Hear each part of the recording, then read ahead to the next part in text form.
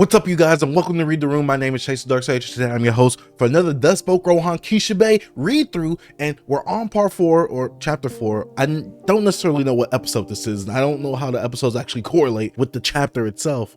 But either way, we are here at chapter 4. Like I said in the previous read throughs, there's not really a point of actually giving a synopsis since these stories aren't really a connecting factor unless they do connect at the end, and then I'm just really capping at that point. But either way, the last few stories we had was the guy that died by the little corn husk thing, the bag of corn. The second story we had was the one where Gunpei died and he kept bleeding out, and he was just excessively bleeding out. And the last story that we read was, if you get the mansion by being polite, you get good fortune, and if not, bad things happen to you instead. Some very bizarre stories, and I'm ready to get into this one right here because, like I said before, I have not read all these stories, and I never know which one I'm actually going into until I actually get into the chapter itself, and I will usually let you guys know that. But generally speaking, I don't remember these stories all the way through. I don't even remember my favorite one, which was the running one, because that one was just so intense on that treadmill itself. But I don't really remember how that one ended either, and I don't think I even read that one. I'm not sure though. But before we actually get into today's reading, because as usual, these one shots are pretty long, make sure you hit the subscribe button and like the video if you haven't already, and check out the Patreon. Lowest Here's a Dog. Get to see these pages weeks ahead of time and unblurred. But with all that being said, let's go ahead and get into today's reading. Chapter 4, episode number 6, Poaching Seashore. I don't think I've read this one specifically, but let's go ahead and get into it. And first of all, this chapter cover, it's giving me JoJolian vibes. I'm just saying, it's giving me JoJolian vibes like he's Paisley Parker or something. All right, let's go though. All right, hold the wrist at 90-degree angle, starting with the left hand and then alternating hands. Bend down each finger. All right, so now he's bending his fingers. Open them again, alternating hands between each finger. All right. This concludes warm-up exercise number 2. Abalone risotto, you say. The abalone fillets have been slightly seared and placed on top. Those small chopped pieces must be winter melon, and mountain yam has been grated into a sticky toro paste. And what is this? Franciacorta. Ooh, these are some words, all right. The abalone liver sauce pairs with the cheese without being pungent. It's incredible. All right, wait, is he at that one guy's restaurant, the one that made Josuke and Okuyasu like itch themselves and like cry their eyes out or whatever? Oh, this looks nasty, but I do like the imagery. So now it's like his eyeballs are like shriveling up right here. This risotto, whoa, now the strain in my eyes is gone. They're completely refreshed. Oh, yep, he's at his restaurant. It's my pleasure. TONIO Trendy, chef of Italian cuisine, 29. I'm impressed. Everyone is alone when they have an empty stomach. Now, I've never cared for your decision to open your restaurant in Morio, of all places, rather than your home of Italy. But you possess a talent that can inspire the lonesome heart, and for that, I give you my respect. You've made me happy. I will take that as a compliment, but there are some things which I cannot do on my own. All right, so now it looks like Rohan is looking at this woman in a wheelchair. Mr. Rohan, I have a favor to ask of you, not as a customer, but as my friend. Would you accompany me to the shore of Morio to harvest abalone? Now Rohan's looking.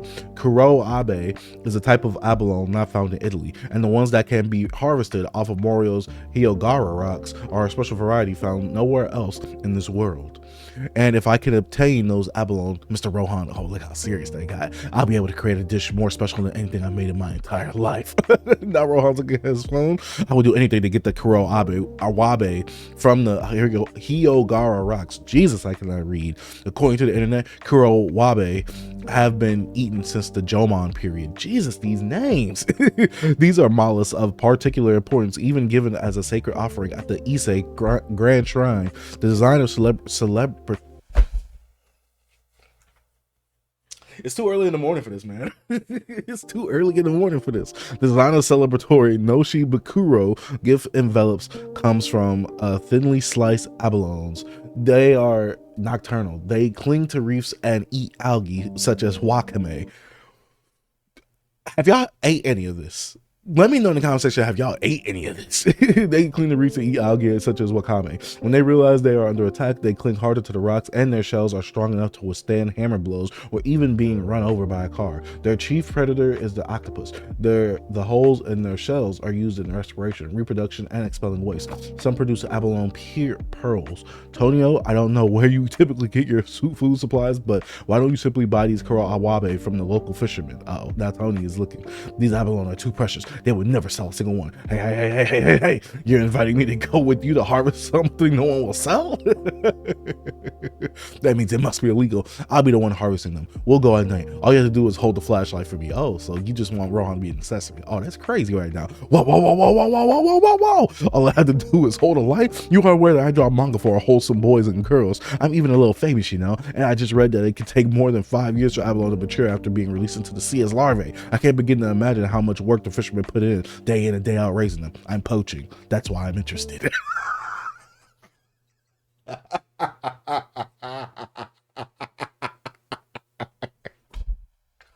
No, this is hilarious. What's up, poaching? I'm in. But hey, I thought you might say that only because I'm curious. But you do know it won't be easy, right? Long ago, abalone poaching was considered a crime equal to Jesus. Equal in severity to murder. In the Edo period, poaching abalone off the coast of Morio was punished by death. Even I'm aware of this sacred status of Morio's Kura-abe to this day. Watchmen patrol the area. There's security cameras too. They'll have no trouble catching you. After I moved from Italy to Morio, I educated myself on Morio's history. Oh, so what is this about to go into? Morio had a tradition of poaching. And poaching in Morio is something of an ancient art. Oh, okay. So stealing is an ancient art? Okay. And by using the proper method, no one will know we broke into the fishing grounds. No one will know we stole the awabe. No one will even realize we came anywhere nearby. Have a look at this map. The entire inlet south of the Higora Rocks is designated as fishing grounds. There are currently 2 surveillance cameras here and here. Hardly any Kura-abe will live outside the line of the rocks. The poachers proceed along the outside of the rocks by rope. No one watches that area at night, and the water is about 5 meters deep next to the rocks. That's outside the fishing grounds, and it's a blind spot for the cameras, but the day and time are crucial, because once a year, on a clear midsummer night, on the nearest full moon to the Abon festival in August, for only a few hours of that one day, the water is 25 degrees Celsius. Oh, okay. He really did his research. I respect it. I mean, he's doing this just to steal them, but I respect it still. The moon's pull changes the current surrounding the rocks. The current loops around and around in circles. The seaweeds away, Jesus, and then the Kuro Awabe that cling to the rocks lose their sense of up and down, made drunk by the tides. That one night, for a few short hours, they give themselves over to the pull of the summer current and slowly detach from the rocks, made drunk by the tides. They swim. It might be more fitting to say that they dance. Oh, okay. No, dance on the moon like Travis Scott? No? Okay, I'm sorry. I could catch them with my bare hands and put them in a basket. I don't have time to dive underwater. I don't need any specialized skill or technique as I would to pry them from the rocks with a knife or other tool. Okay, so they're already there. I only harvest the ones that come swimming beyond the rocks. When the night is over, we and the rest of the Kuro Awabe will go back to our normal lives as if nothing ever happened. It's a perfect plan. True artistry. Yeah. The art to kill something. This is crazy right now. It's kind of like hunting, basically.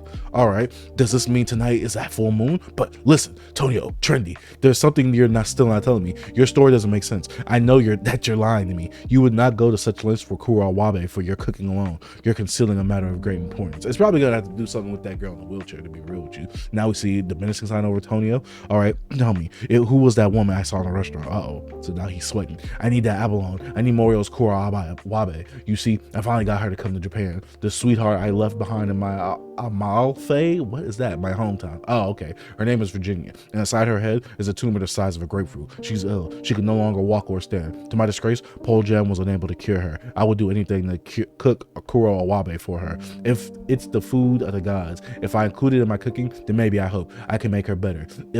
Even if only by a little bit. And so that's why I left my home and came to Morio. I respect it. That's all I can do. I can respect it. All right. Are you going in that? Are you going in that head? That doesn't make sense either, you know. But I'm still in, only because of my curiosity.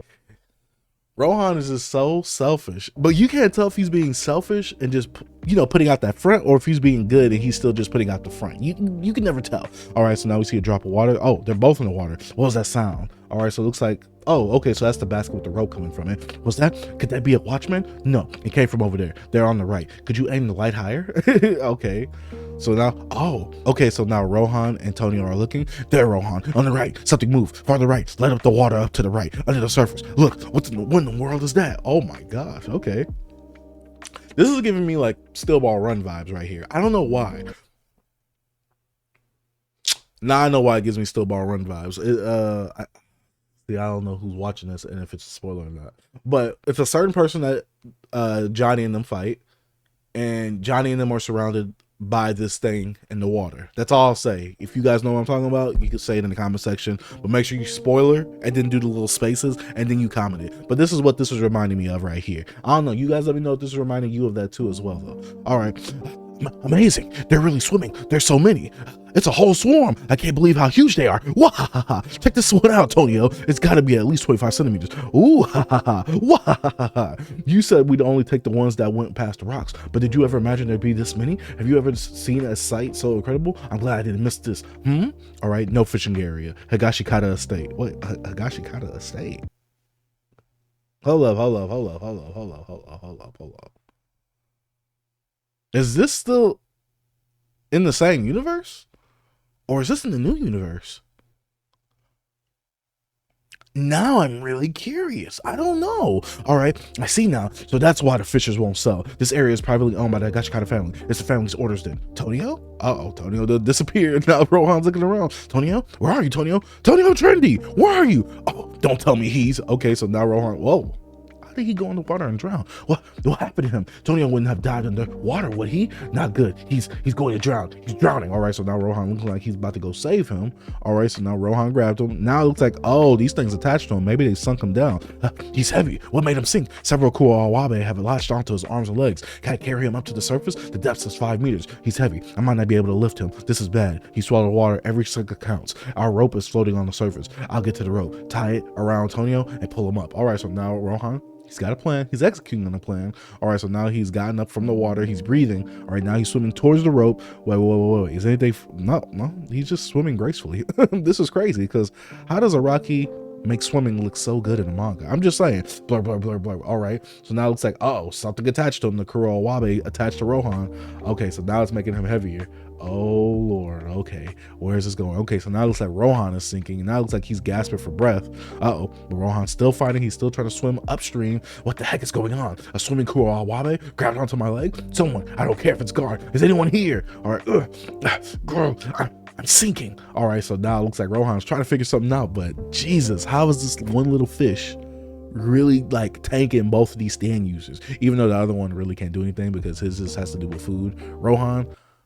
Rohan's really can't do anything either, because what you gonna do? Open a page in the Kurowabe's like face? What are you gonna do? Don't panic. Yes, an abalone is clinging to my leg, but it's just holding on. Abalone eat kelp. It's not like it's eating me or anything, and it's only weighs about 2 kilograms. But Tonio has 3 on his arms and legs. Is that why he sank? Did their weight pull him down and make him drown? All right, so now it looks like Rohan's still trying to pull the abalone off. All right, so now, okay, Rohan got the flashlight. Oh no, I thought he's about to flash the flashlight. Oh no, he's begging to flash out the abalone. All right, their shells are strong enough to withstand hammer blows or even being run over by a car. Dang, this is not good. If what I read is true, the more I strike the Kurowabe, the stronger it will latch on to me. Oh, so this is kind of like a leech, but a leech that kind of like weighs down on you. Okay, but also the leech, you know, in this case, doesn't really suck on your blood or anything like that. Oh, is that thing about to come right for his face? I'm not gonna say it. I'm in trouble. It's almost as if the Kurowabe are attacking me. Is it possible? Could this be some kind of stand attack? Nah, these last few attacks that you got in Rohan have not been stand related. I'm just saying. No, they're just following the currents. They've lost their sense of up and down in the current. They're all floating in the same direction. They're just gently drifting. They're all being carried in the same flows. I don't sense any thought behind their movement, nor do I sense any standability at work. But right now, on the night of the midsummer full moon, making physical contact with these drifting Kurowabe is an incredible dangerous act. The moment they touch anything floating by them, they latch onto it. Antonio touched 3. If I don't get that rope quickly, Tonio will die. I only have 1 on my leg. How can 1 on my leg be so heavy? All right, so how? Oh no, Rohan got them all on his back. Oh my gosh, does he know though? All right, so now Rohan looks like he's trying to swim up. All right, so now it looks like he's swimming up. He made it up. It looks like he grabbed the rope at least. Oh no, he missed the rope barely. What? All right, what the heck? Why do I feel so heavy? Oh yeah, he doesn't realize all the little Kurowabe is on his back. Now he's looking back. All right, so now wait. Oh, he's about to. Oh, he's taking his shirt off. Smart move, Rohan. Smart move. And now he's swimming upstream. Oh, why Rohan looks so good right there at the bottom left panel? Why Rocky draw him so well? I'm just saying, Rocky drew him way too well right there. All right, so now it looks like Rohan made it up on the sea, level, I guess, and grabbed the, oh my gosh, and he accidentally grabbed the bucket because the rope is attached to it, obviously, and all those kohlrabi are coming right at Rohan. Ah! That looks like they're all just grabbing onto Rohan. Looks like he's about to just sink till his life is gone. Oh, now they see a whole bunch of skeletons where all the other people who probably tried to go grab some kohlrabi. Now we see why it's now we see why it's illegal. Now we see why it's illegal. It ends in your death. That's why. Tonio, I don't know where or how you got your information. You said the abalone poaching was HR form. Whatever book told you that. Was it a trap? These white bleached bones. This is the graveyard of those who came along before us. Like us, they came here to poach. Like us, they failed. They came here knowing that kohlrabi's behavior and how to catch them. They failed. The poachers read some book and learned when and where those abalones swim, and they all do too easily died. Oh. So how we get out of this situation, because we only got a few pages left. Long ago, poaching from Morio's coast was a crime tantamount to murder. The punishment was death. This is a trap carried through story. The book Tonio read was a trap made to do away with poachers. Oh, okay. A trap that lures the reader to certain death. A trap that relies upon the kohlrabi's natural behavior. I neglected to give history the proper caution and respect. That was my blunder. But at least now I understand. Now I'm going to help myself to every kohlrabi I could get. Never underestimate Rohan Kishibe. This boy is trying to turn a negative into a positive. He said, yo, am I going to be put through all this trouble? I'm going to eat some of y'all. I want y'all to know that. I'm so glad you were here. Okay, Heaven's Door is coming out. The abalone's natural enemy is the octopus. At least if what I read on the internet was correct. Attack the abalone. Now, right away. Attack abalone. Now, right away. Okay, so now we randomly found some octopus, which, oh, I didn't see the octopus in the top right. See, I thought that was just an image of just like the past. I thought this was going to be like a flashback moment, kind of, but I didn't know that was actually present time. Okay, Heaven's Door, command that octopus. Okay, so now the octopus is coming to work and getting the abalones off of Rohan. Did you know that octopuses are really intelligent? I saw it on the Animal Channel. They can even get food out of a jar. I don't think that's intelligent. That might be the strength. They use their suckers to twirl open the lid and grab what's inside. I told my fork to eat things too. Delish. Buono. Tonio, this dish is octopus. Stewed octopus and tomato sauce. Don't you have any of that new abalone dish for us? Oh, that boy Rohan's like, yo, I know I didn't go through all that trouble just to eat some octopus. No. Give me some of that abalone. But look at this top right corner right here on the second page right here. We got our boys right here. We got the Morio Warriors. We got Okuyasu, who it's kind of looking a bit weirdish. We got Josuke, so obviously this is going to be set in part 4, but why do they have a Higashikata estate? They're not like a big family in Morio in this universe.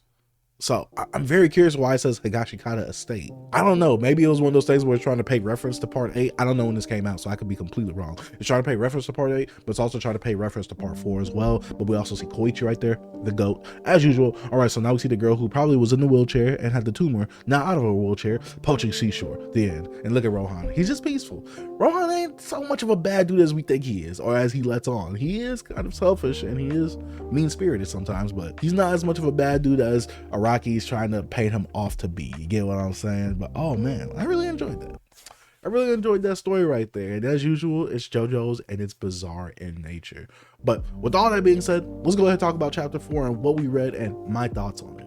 All right, guys, so we just got done reading chapter 4, and I gotta say that I enjoyed this chapter. I like this chapter right here. It's always these weird and quirky adventures that we're getting, and this time we're accompanied by someone in present time, even though we did that in the last chapter, but another stand user that we had in part 4. And it's good to see Tonio again, because Tonio, man, all he wants to do is make good food, and in this story we get a little bit more of his backstory, a little bit more character development for him, and his reasoning of why he wanted to get these abalone to help that girl that's in the wheelchair, and to hopefully take that tumor out of her brain, which we did by the end. Tonio, you are a good man. Even though I want to know now, because this is the thing with these bizarre adventures and these bizarre stories that Rohan goes on. There's a bigger story that like really happened, and I get it, they're one shots, they're supposed to be short, but there is a bigger story leading on to like the actual backstory of why these stories actually happen. Just like in this chapter right here, where did Tonio read that in that book to kind of find out that poaching was an ancient art in Morio? But we see that all the other poachers that tried to poach ended up dead. Like, where did he read that at? Because Rohan said this is probably someone who set a trap for poachers. I want to know who made that book. I want to know who experienced it, was able to live to tell the tale, and write that in the book to kind of like either steer people away, which I kind of feel like it was trying to steer people away, but also it seemed like it was enticing people to come into it and try to poach as well, because saying that it's an ancient art form and to try to tell people like what the abalone is and like how delicious tasting it could be, it seems like a trap. To me, it's a trap, because you can't just make something sound enticing. But if you're trying to warn people, you gotta just tell people, yo, like, don't go into this, instead of calling it an ancient art form, like they're gonna get some type of satisfaction from actually hunting these abalones right here. And can I talk about something? Jesus, the food names and the wordiness, not wordiness as in there's a lot of words, the big words, the names themselves in this chapter, they threw me off at the beginning. I'm not gonna lie. I had to start remixing it a little bit. I had to start freestyling, because some of them names was crazy, especially off the first read. Rocky, why you trying to embarrass me like that, dog? Like, I thought we was cool, man. Like, you got me looking dumb on the channel right now. I mean, I do that to myself often, but you got me looking dumb on the channel this time. I know half you people in the comment section have not ate them foods. Don't lie to me. Oh man, but overall, I really do like the story, and I like the fact that we're re-meeting, or kind of like reintroducing ourselves to another Morio warrior, and we're seeing Rohan actually go and experience his food in that restaurant stuff. Rohan still being a mean-spirited person like he is, but also, you know, Rohan just wanted to join because of his curious mind and him wanting to get first-hand experience. I can honestly respect it. Don't knock it till you try it. That's my motto sometimes. Some things though, I just gotta knock and not try though. But overall, let me know what you guys think about these chapters down in the comment section down below. Like I said, thank you guys for watching. If you are new to the channel, you haven't already, go ahead, hit subscribe button, post notification bell, like the video, and don't forget to check out the Patreon low series of dollar CDs pages weeks ahead of time and unblurred. But as usual, Thus Spoke Rohan Kishibe playlist right here, and latest video right here. Like I said, thank you guys for watching. Dark Sage out. Peace.